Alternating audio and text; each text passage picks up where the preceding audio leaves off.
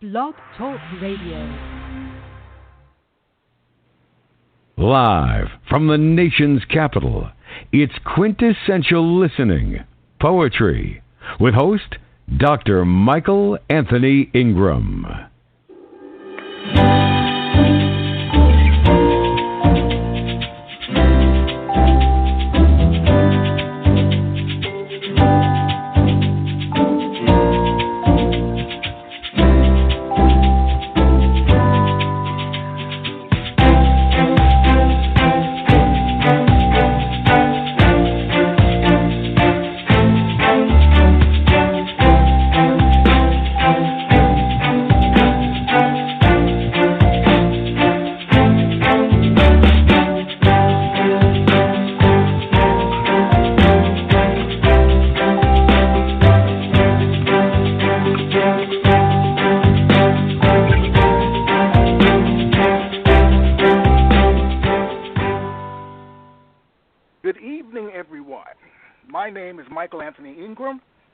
Welcome you to Quintessential Listening Poetry, a different kind of poetry call-in show.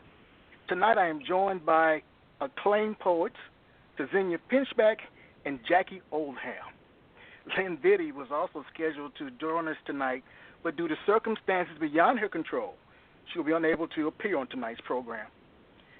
When we think about poetry, we think about life and our own lived experiences. Lived experiences are the stories that people share about themselves and the world around them. It's primarily their point of view. So tonight, with the two poets who will be with me tonight, Tzynya Pinchback and Jackie Oldham, we will discuss lived experiences and the importance of having your own distinct point of view. Tonight, we'll start with Miss Pinchback. Tzynya, are you there? I'm here. All right, fantastic. You can read about Tzynya on the episode information page. All right, Tzynya, let me ask you a couple of questions before we begin this journey. Okay. What sparked your interest in becoming a poet, or your love of poetry? My love of poetry, my dad was a composer and a songwriter, so I grew up literally at his feet in his studio while he was writing and composing music. Oftentimes, to give me something to do, when I got restless, he would give me a sentence and tell me, "Hey, what can you rhyme with this, or what can you rhyme with the end with this verse?" So, I suppose that was my introduction to poetry. I don't really have a definitive, like a light bulb moment where I decided that I wanted to be a poet. Yes. Sometimes I'm on the fence about whether or not I'm a poet, and I've left poetry for years, and I just returned to it about a year and a half ago. So I think it's probably just been the influences of being around creative people as a child, and that just being the way that I tend to express myself best. All right. Poetry, photography, something creative. Okay. Well, when you think about poetry, why is poetry important? Why is it important in today's society? Poetry is nuance, even more so than prose, I think.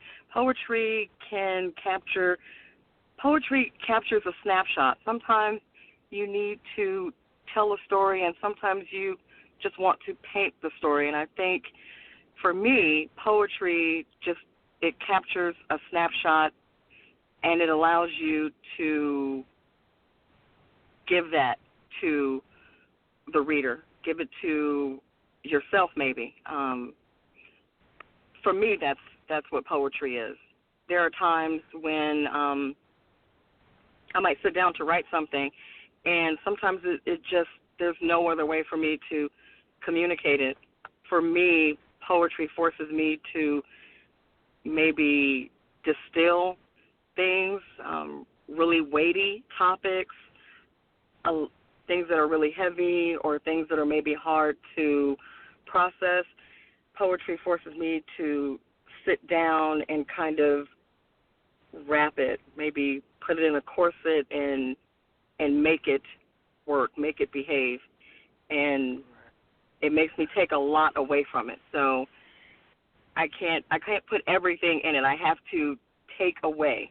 I have to strip it bare and present it, lay it out, and sort of let it be. Well, when you think about your work, your point of view, what are some of the predominant themes that you write about? Oh gosh, how horrible is this? And this will be illustrated in the pieces that I'm reading tonight. I'm writing a lot now about death, about gratitude. Those two things may seem kind of in opposition to one another, but I don't think so. I'm newly in remission from cancer, so it seems that I am excavating, just kind of siphoning the joy out of the mundane. And before I was diagnosed with cancer, I would never write about death.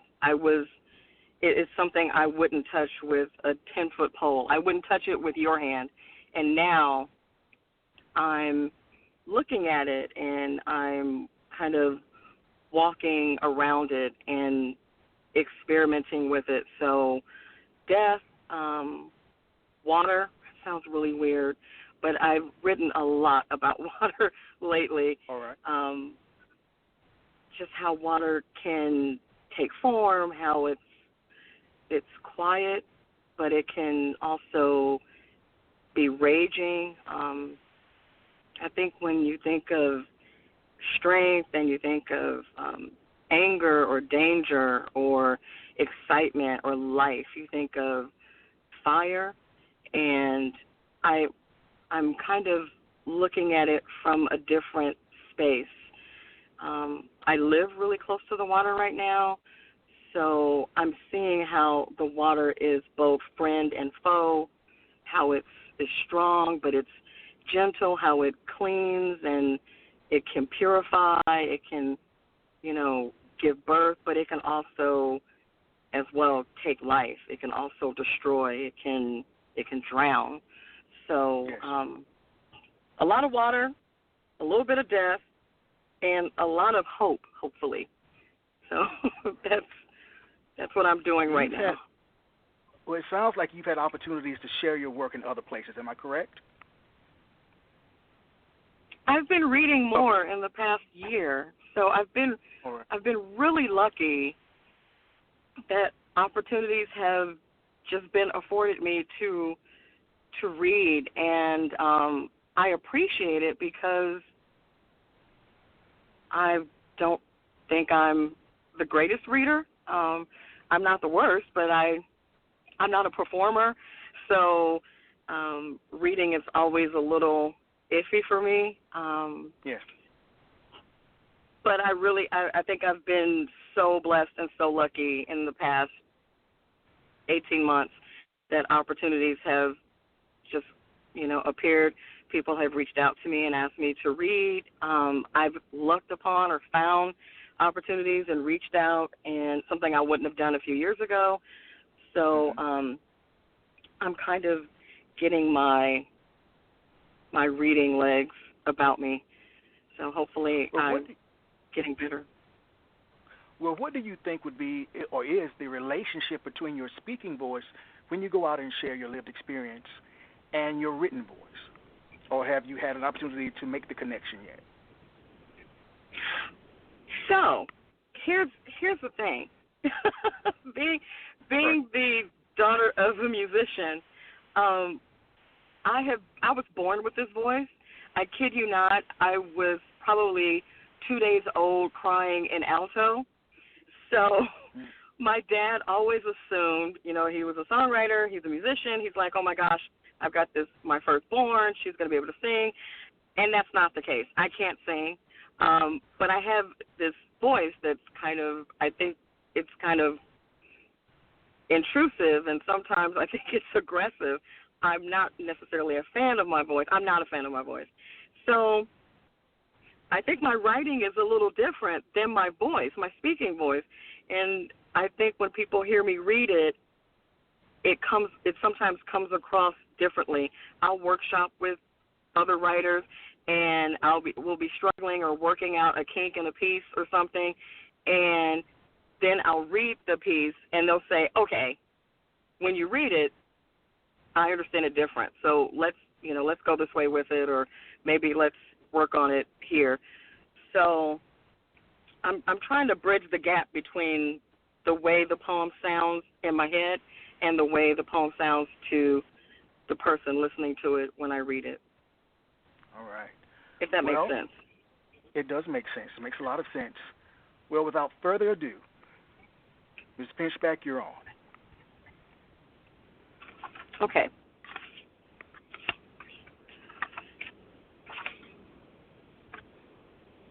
The first piece I'm going to read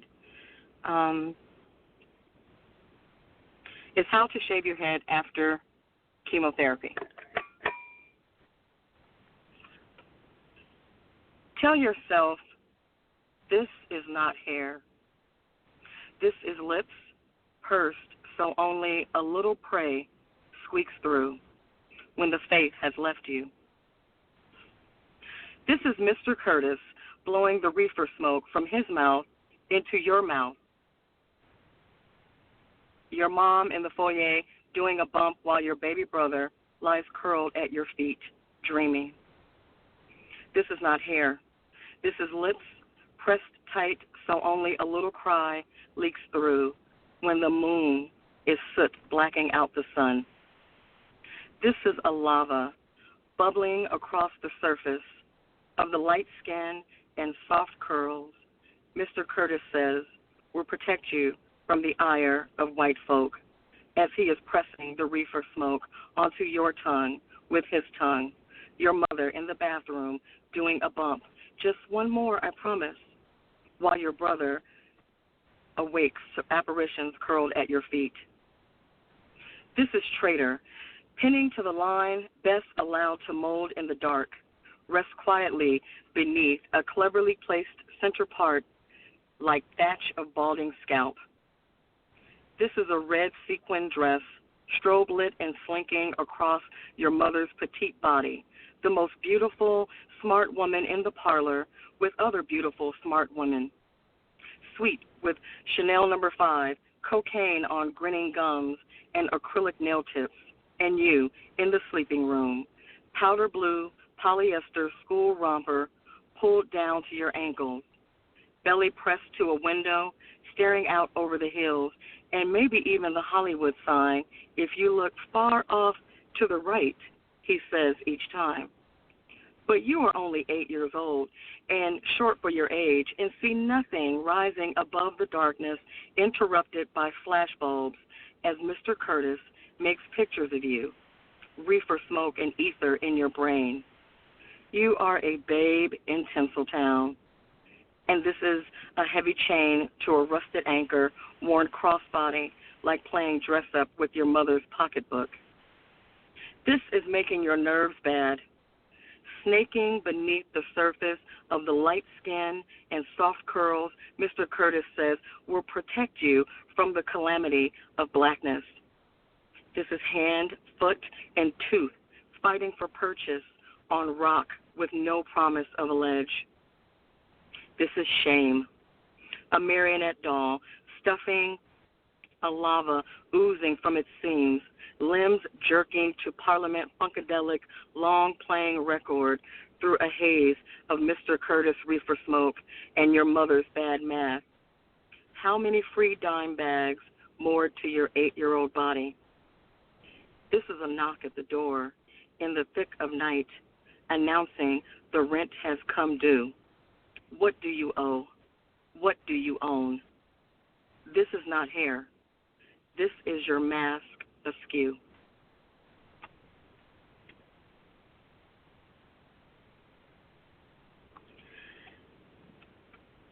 The next piece I'm going to do is try for something a little lighter. Water, the year of Cancer.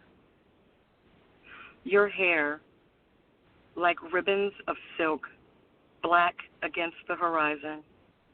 On the first warm day of spring, we stood at the shoreline in Hull, pants tucked into our duck boots, braiding seaweed spat from the mouth of the tide.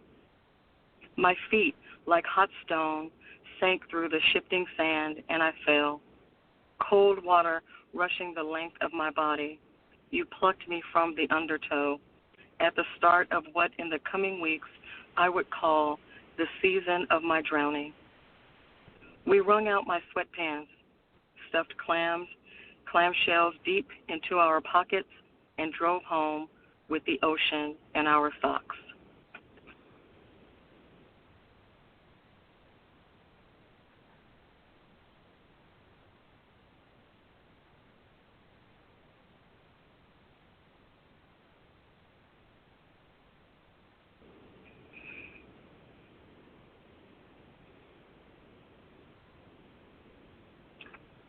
This next piece is a poem I wrote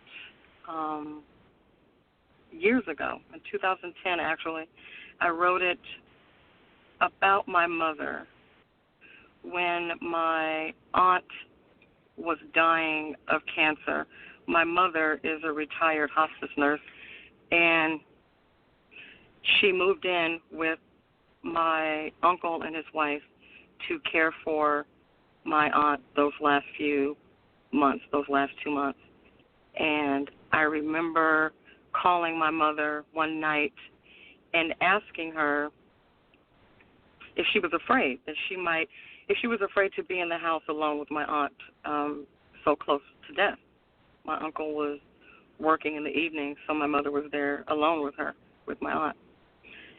And my mother told me how when you care for someone or when you're a caretaker, that you begin to feel the rhythm of their heart, their breathing. And I learned that, or I understood that better 2 years later when my father died. But at the time when she told me that, I didn't really understand it. But suffice it to say, she was not afraid of being there if my aunt transitioned that night. And I wrote this piece then as an essay, and just recently I rewrote it as a poem. The title is Pallbearer. They are singing a song for the living, lamentations to the burden and gift each new day on which your name is written.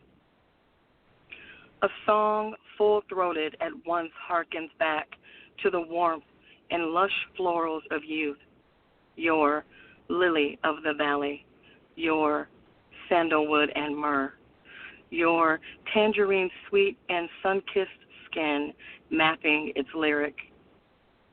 A ha-ha-ha, hee-hee song of merriment by ritual feasts and ornamentations spirited, bearing of children and fires lit against the sky to mark the victory of their births. They are singing a song for the dead, tongue heavy with prey, knowing night falls, a dense fog lingering underfoot, or gale swift at your back, washing and redressing the day, a pulse thready beneath its fingers, throwing open the window and its trimmings, a tide quaking beneath its lyric.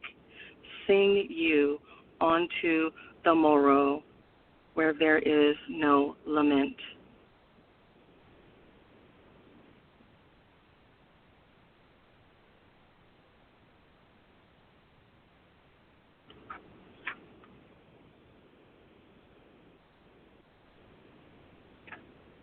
This next piece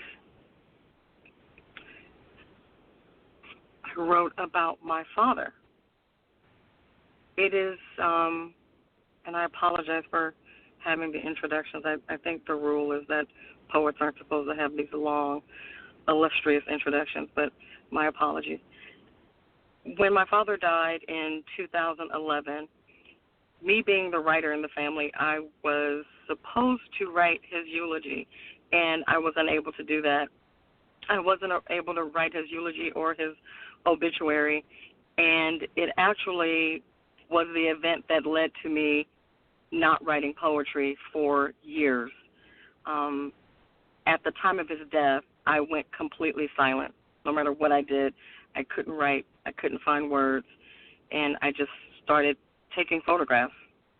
And I wrote this for my father right after, I'd say 2 days after Aretha Franklin's death last year, and it is the first or the closest thing I've come to any eulogizing my dad. And this is Traveling Mercies. Quote, Aretha is the last sound they hear before dying, end quote. Ta-Nehisi Coates, From Between the World and Me. Ain't no way I left town without the pitch of her yell, the swell of her moan a river through my speakers after you, squatting beside my car to place hand to fender in prayer. The road, Denver to Nashville, rise up to greet me, eyes gray and glinting with tears, told me goodbye for the last time. After craft beers and breakfast in lower downtown, you said, ain't no way these gastropub biscuits taste better with seeded black jam than the art of your scratch gravy. Bleached flour over grease drippings, scrambled in cast iron until almost burnt black, before seeping in water and whisking together slowly, slowly like the night rolling into dawn, like the morning I awoke at your bedside, reclined and counting the seconds between your exhalations. And ain't no way in that lingering silence, after the final rush of air left your lungs, filling the room with your exit, I didn't bargain for time enough to pray you safe passage, my tongue a vinyl groove repeating, call me the moment you get there.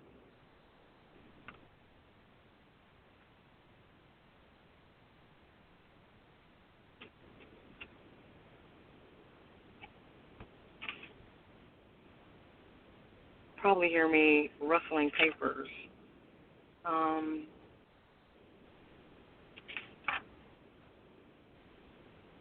This next piece is kind of fun. It was inspired by a poet, friend of mine, whose work I admire, and I admire her separate from her work as well. This piece is a short piece, but I think it's a lot of fun. Presumed dead, Oz expatriate claims squatters' rights in Kansas. I am want and rain, wall cloud a pulse against my seat bone, stirring the river of feral rams, limb, sap, and heifer's claw, a putrid debris on my hat's brim, 3 heel clicks from your door, poppies, red like tongues swelled hot with curse, a bouquet under my finger's nail. I am sunflower, plucked bare, a storm cellar spun up, gold brick dusk and atonement. I am both the glint and the eye. Tin woodsman's axe up sleeve of yellow slicker, loose sequin, ruby slippers.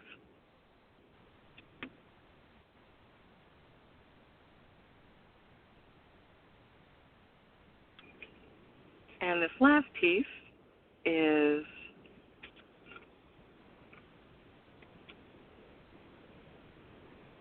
a prosy, kind of a, I suppose it would be a prose poem. while sorrow trickled from you like a spring. You mixed a lidocaine salve for my burnt skin and placed a basin of tepid water and lavender oil on the bed where I lay curled, head nesting in the crook of my arm as if repentant. You hummed the same song about divine grace, your faith unwavering as you did this work. At 69, your hands steady, you pressed firm on my skin, pulling taut the adhesive tape to undress the wound. And one by one, you soaked paper towels in the sweet-smelling water, washed and patted dry my falling away skin. When I winced, drawing my hands into fists, you slowed your pace and reminded me to expose the wound. Allow it to breathe. Every living thing needs oxygen, you said. And you, standing at the window, clumps of paper towels like wilted peonies in your grasp, whispered, I wish it was me. As if spoken full out, the words were embers and my body the sagebrush. But then you laughed. Said I was too young to have cancer and old lady hands. Your and your mother's hands. Small, soft lines that carry the perfume of cinnamon and lime long after the last mound of dough has been rolled out and folded around apples for pie.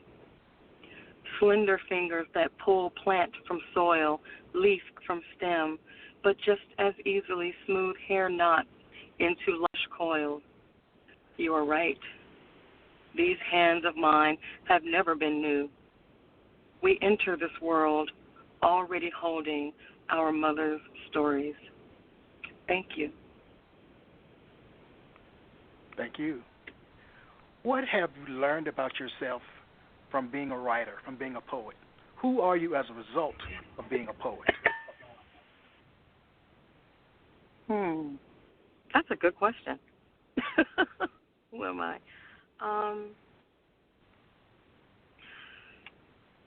I've learned what my weaknesses are, what my character weaknesses are.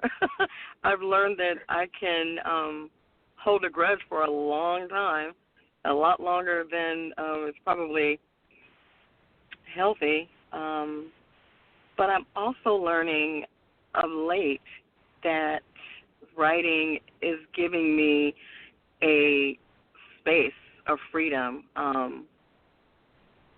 When you get sick and you're afraid of dying and you're terrified of dying, there's a freedom that comes with that. And I think for me, the writing combined with that, it's allowing me to say things and to feel things and to do things. It's giving me a wide open space to explore. With those pieces, the few pieces that I read, the beginning piece or the first piece, the shaving the head piece, which is kind of a really intense piece, is the very first piece I wrote right after I got my diagnosis. And what I like about these few pieces, is the last piece is exactly it's sort of a polar opposite. Both pieces are about my mom. Both pieces are about my relationship with my mother. They're both very intimate pieces. But I don't know that I would have been able to see my own personal exploration of my relationship with my mother if I weren't writing it and writing it from an honest space. So I think poetry is growing me up, maybe. For the first time in my writing life, I feel like an adult and not like a, tantrum-throwing teenager. All right. Well, let me ask this one last question. When people hear your work, they usually want more. What's next for you as a poet? I am working on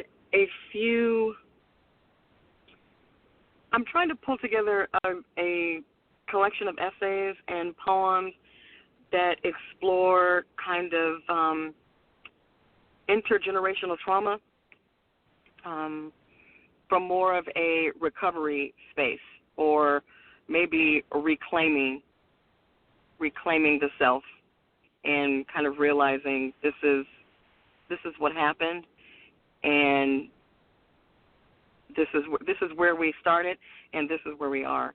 So that's what I'm focused on now, and I'm really excited about it because it's taking so much shape. It's coming out as fairy tale characters, as the tires on an automobile, a tree, whatever, and I'm just following it wherever it wants to go. So I hope it turns into something great. But for right now, I'm just really enjoying the experience of writing and experimenting and opportunities like this to read, and I just feel really a lot of gratitude that people want to hear it and want to read my writing. So. All right. Well, thank you very, very much to Tzynya Pinchback. Thank you. We'll be right back.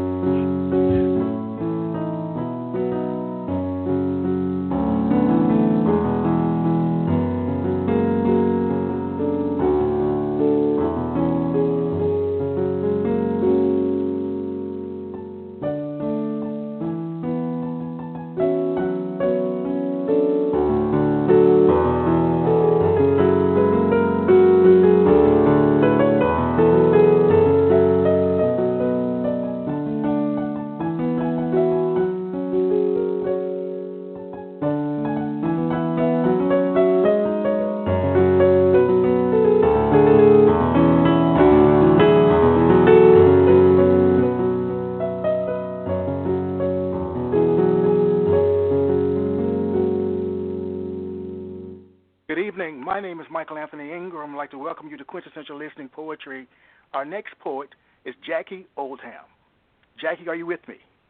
Yes, I am. All right. It's great to hear your voice. Thank you. Same here. All right. What sparked your initial love of poetry? Well, interestingly, and similar to Tzynya, I come from both a musical and word-loving family. I actually responded to music before I ever responded to words.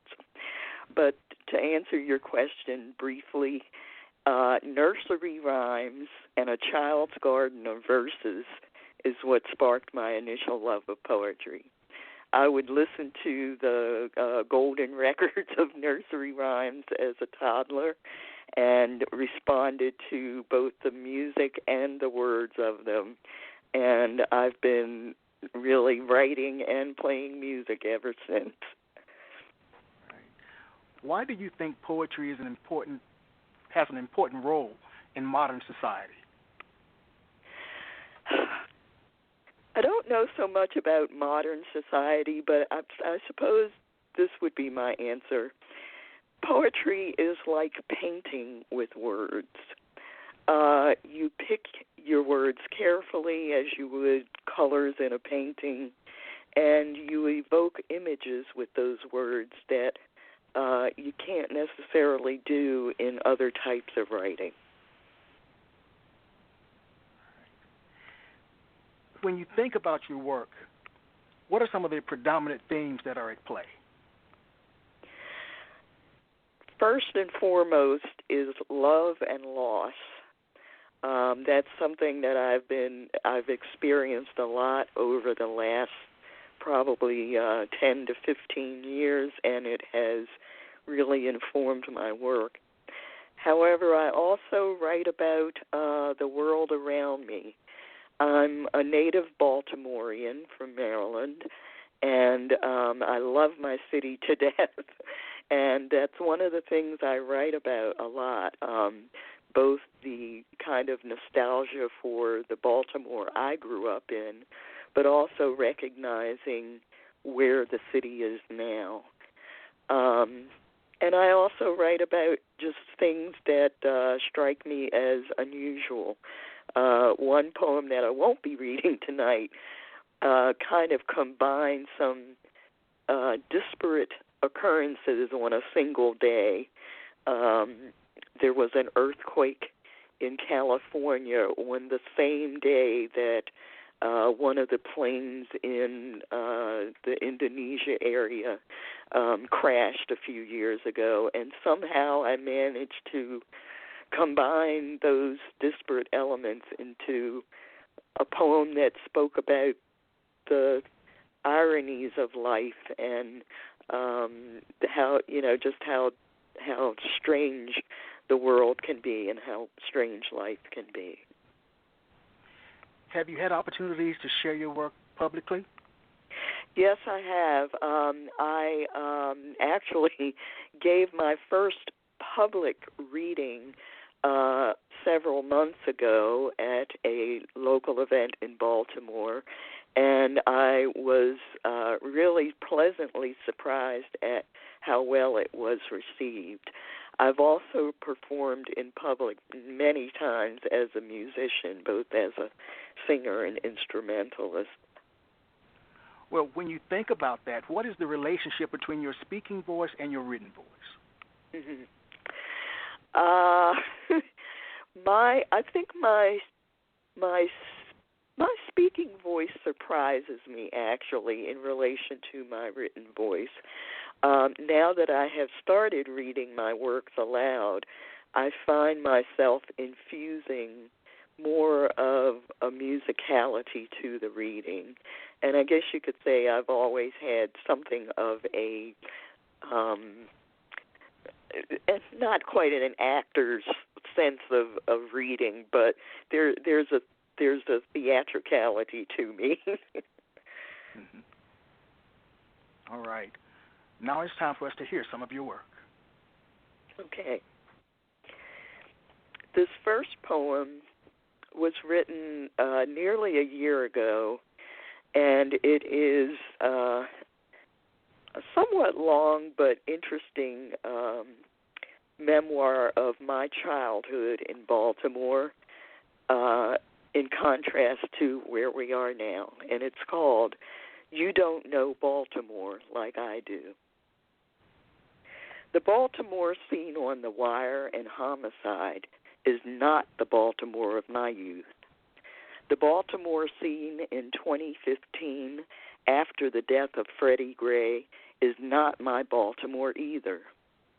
Where you see crime and grime and defeat in people's hardened hearts and in the black eyes of decrepit, rotting houses and empty lots, I carry within my soft heart the vivid memory of a time when all those houses stood tall and proud, filled with families, sounds of laughter and love, fussing and fighting, and smells of food cooking, spilling and wafting from open doors and windows.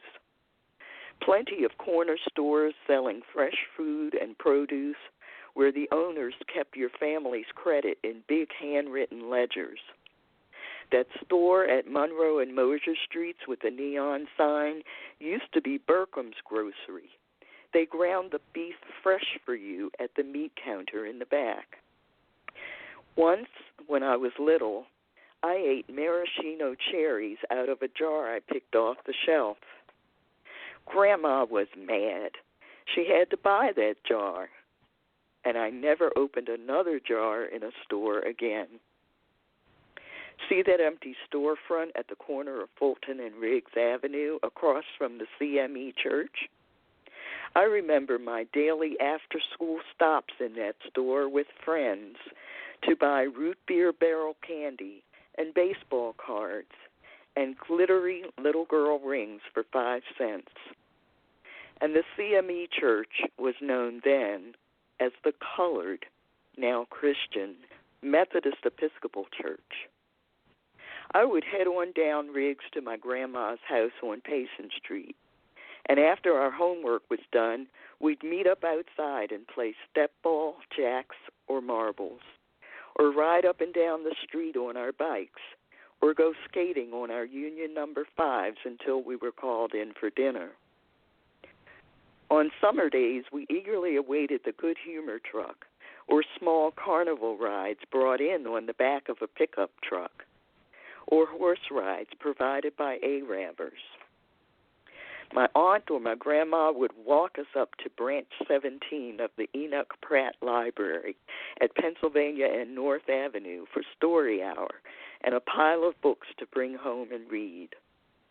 Further along Pennsylvania Avenue was the Avenue, home to the Royal Theater, where so many black musicians and comedians came to play. I used to go with my cousins to Tommy Tucker's to buy handkerchiefs and stinky perfume as presents for my family at Christmas time. But the '68 riots after MLK was killed destroyed Pennsylvania Avenue, and the spot where the Royal used to be is now commemorated with a sad little marquee announcing community events and a bronze statue of Billie Holiday standing nearby. On Sundays, we sometimes walked and sometimes rode up Lafayette Avenue to church. So many of the houses up near Carey Street had gleaming brass handrails alongside their clean white marble steps. Over on Bloom Street at my great-grandparents' house, I'd hum "Here Comes the Bride" as the nuns from St. Peter Claver's would walk down the street 2 by 2.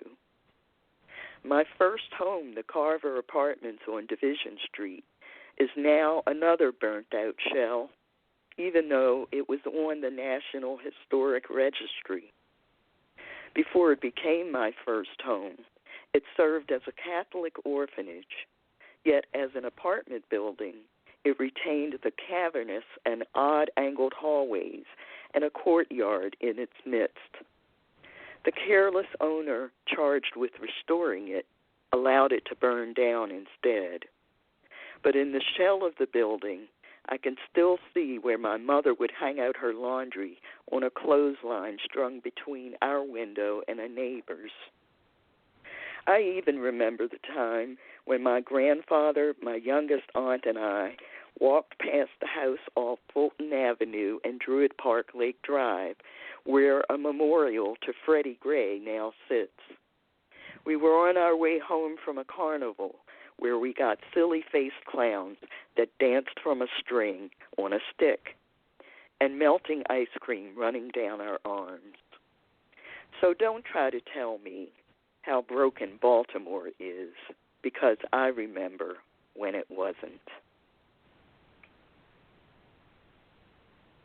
The second poem is also about living in Baltimore, but it's from a much more modern, older perspective.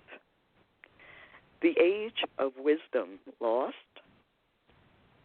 At the age of 64, I find I am a dinosaur, shaking my fist at the young, telling them what they ain't done to earn the right to shut me down. Squeegee boys in my face while at a traffic light I wait. Smear that filthy rag and you'll get sprayed fast. Don't you know I got wipers and fluid for that?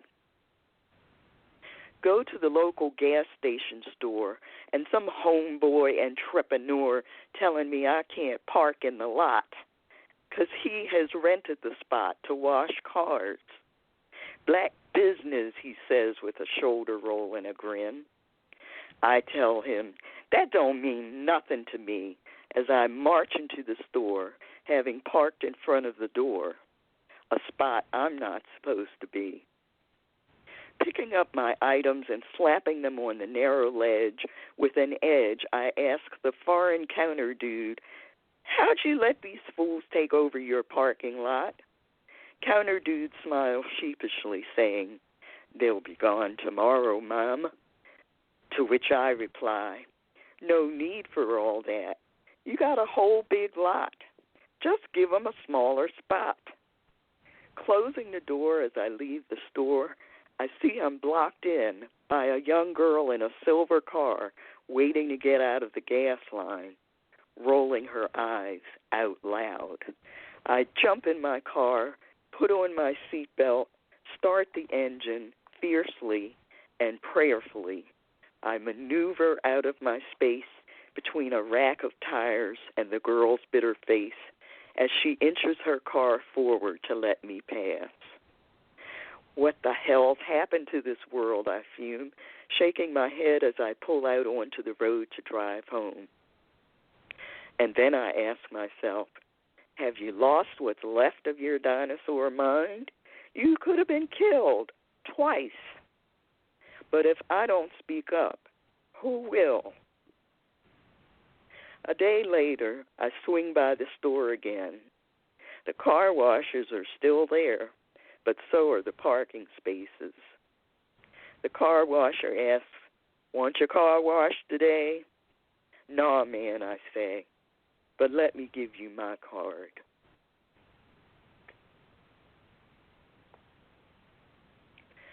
This next poem, called Life After Death, Love Never Dies, was written recently after the death of my mother. It has been 6 months to the day since my mother, Dorothy Ann, passed away. I still mourn her passing deeply, yet every single day she's left miracles for me to behold in her memory. The flowering plant given to me by a friend a day after Mom's passing still blooms, though it sits on my drafty kitchen window ledge. All summer long, and even well into fall, my roses flowered, proud and tall, though scraggly compared to Mom's lush bushes, which we bought and planted together 2 years ago. And 2 small white butterflies, named Ma for Madam and Pa Butterfly, appeared daily all summer long, both at Mom's house and mine, sometimes actually flying close to me. Gradually, I became aware of Mom's greatest gift to me, the freedom to be. Days and weeks of unbearable, empty sadness gave way to opportunities unimagined, newfound friendships, and renewed, deepening old ones. My voice, once tentative, began to take on an urgent confidence, born of all the wisdom Mom bestowed on me. My poems, once written for myself alone, I've read aloud in public. The stories of my life, impossible without Mom's presence, began to be heard. And the love she poured into me now flows through and out of me toward others. I greet my neighbors with a smile and hugs, and we talk a while. I go out with friends and families for parties, movies, and civic engagement. And I raise my voice, laugh, argue, and sometimes even lead. All thanks to you, Dorothy Ann. Thank you for giving me permission to fly.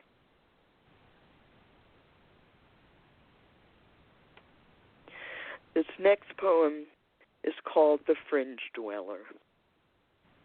You know this type, the girl who won't raise her hand to answer a question in class, even though she knows the answer, hands down. The awkward kid who can't throw, can't catch a pass, and gets picked last no matter what team. The girl seated at the dining table for dinner while silently talking to God while everyone else is talking to each other. The teen who will play that piano or guitar for hours but will stop and walk away when someone else notices.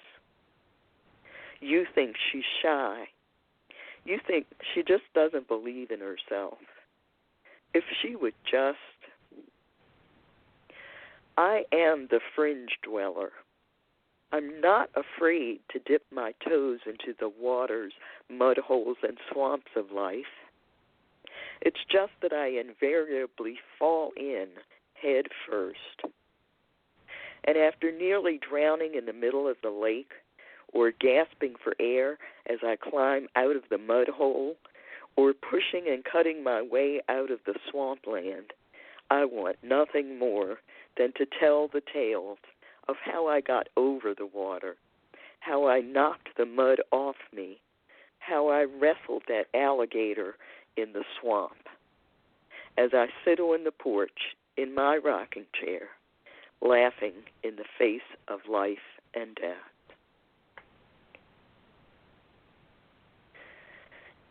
Last poem is called Home at Last. The act of reclining on the swinging two-seater porch, the act of reclining on the swinging two-seater couch on the front porch with my legs propped up on two arm pillows and a cigarette dangling between my fingers was revolutionary. I did not care what my neighbors thought seeing me outside, or how I looked to the Sunday drivers barreling down my street, while barely slowing down for the speed humps that I signed a petition to get installed precisely for them. Newcomers and shortcutters invading my space. All that mattered was that for the first time in 24 and a half years, I was finally at home, relaxing on my front porch, taking a drag and exhaling my smoke at the prospect of burning my mortgage in just 5.5 more years. All that's left to do is to exorcise the ghost of all the uninvited guests whose belongings stayed behind long after the guests wore out their welcome. Clothes, toys, beer cans, and liquor bottles magically disappeared thanks to a professional junk remover. All that's left to be rid of now is the stuff I've accumulated while dealing with everyone else's lives. Receipts for bills long paid, performance reviews for jobs I've left behind, class notes and grades for a degree I never benefited from, scraps of poems and essays, paintings and drawings never completed.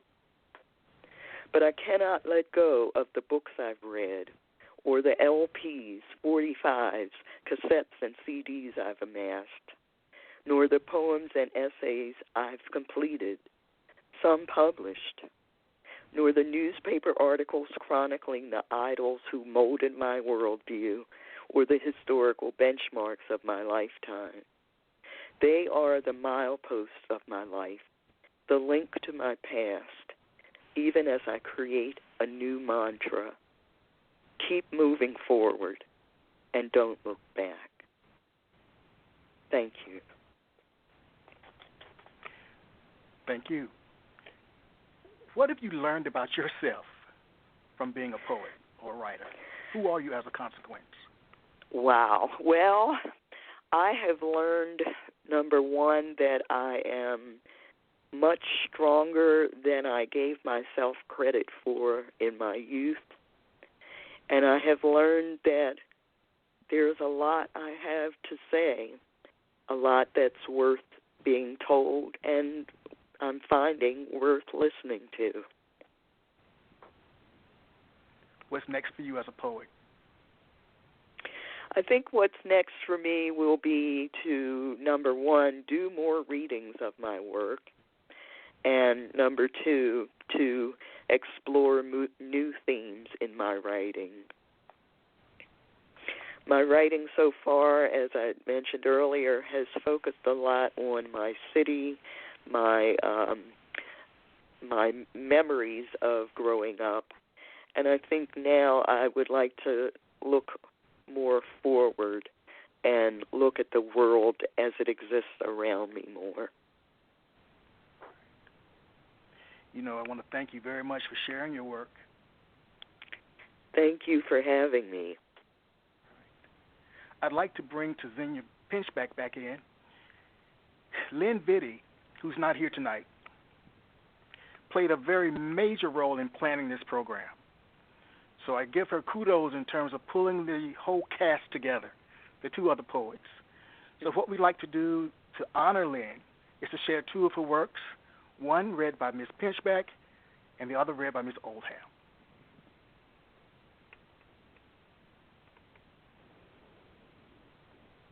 Okay. I'm reading Lynne's poem, Tremont Street Suppers. Nixon was president. We didn't yet see how we'd get rid of him. We were bombing Cambodia. We tuned in nightly to the war summary on WBAI. The men acquired draft deferments by various means. One of them, blind in one eye. Another saw a psychoanalyst twice weekly, paid for by his parents. All but us were unmarried, some coupled, some singletons. There was always flirting. There were assignations. Where young people found themselves, the library, the nature museum on High Ridge Road, the diner in town, the natural food store with the prototype electric cars lined up in the back parking lot waiting for the future. Frugal last-minute potlucks, the appetizer a shared joint, the main course invariably some vegetarian concoction from a counterculture cookbook. Dessert might be a large bowl of ice cream with a half-dozen spoons stuck into the decanted mess of raw almonds we dipped into a saucer of honey before leaning back to savor the night's music. We wanted the evening to last longer than the workday, wanted love, wanted romance. We wanted to be made for each other. Even as the others circled around us, shiny, patchouli-scented distractions we did not see for the danger they were to us, to our fragile, suspended tandem state. Thank you.